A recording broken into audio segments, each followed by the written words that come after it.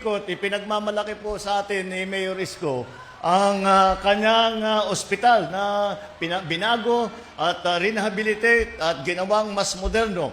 Kaya naman meron siyang ipagmamalaki. Mula nung mabuksan ang Baseco Hospital, binuksan ito 5 September, noong nakarang September.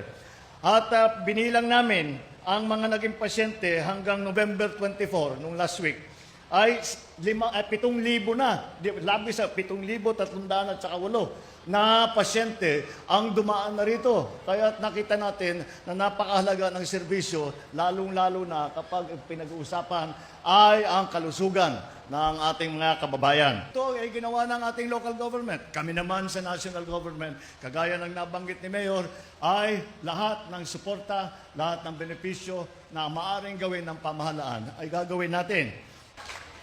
Isa na ring PhilHealth accredited yung aming tinatawag na YAKAP Clinic. Ang ibig sabihin ng YAKAP, yung Yaman ng Kalusugan Program.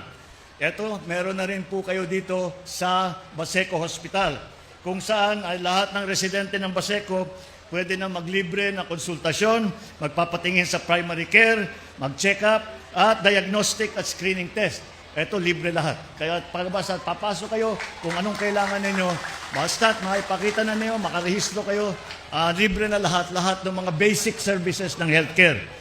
Alam nyo po, nung ako lumalaki, napuna ko po na ang tao, kahit gaano kayaman, kahit gaano kasikat, kapag may sakit, ay hindi masaya na tao.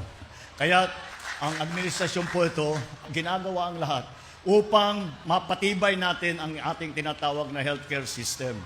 Pagka may hika kayo, kagaya ko, kapag sumakit ang tiyan ninyo, pagka may buntis, nandito po ang pamahalaan para tumulong sa inyo, para hindi nyo na kailangan maubos ang inyong inipon na pera na maubos dito sa healthcare. Kami na po ang bahala.